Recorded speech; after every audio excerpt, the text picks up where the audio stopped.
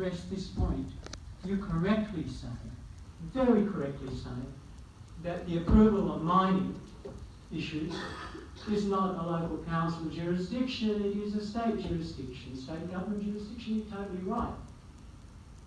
But nevertheless, they affect us, and they affect moral decisions, in inverted commas, of councils.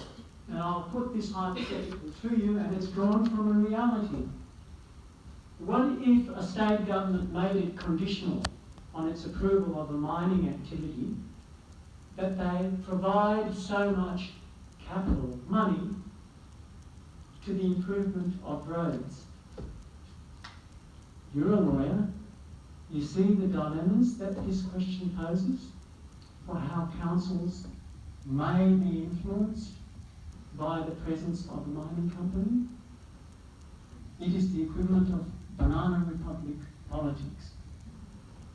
I know about banana republic. I'm from Fiji. Where in 1987, a Commonwealth-generated constitution was abrogated by illegal military coup. Then, here, today, in May, we see the state government perpetrating a coup against local democracy. Enough of that rhetoric. How do I come to you as a friend? Mr. Turner, the dignity that you could bring. I know you were involved in the drafting of the Local Government Act and so forth. The dignity that you could bring as an administrator here has been undermined by the process the state government has undertaken to do this thing. It lacked democracy. You know that every act in New South Wales is under the umbrella of principles in the New South Wales Constitution. And the first few sections talk about proper governance.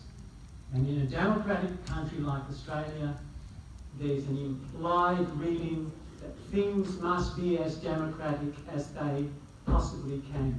And where there's no invasion by foreign forces, there's no reason for this emergency sacking of local representatives. What are the next steps forward? People are asking for an election under the former local government area council system or arrangements. That is one, and I agree with that.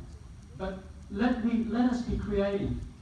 Another is that you acknowledge some of the points that have been made, and you tell the state government, I am resigning.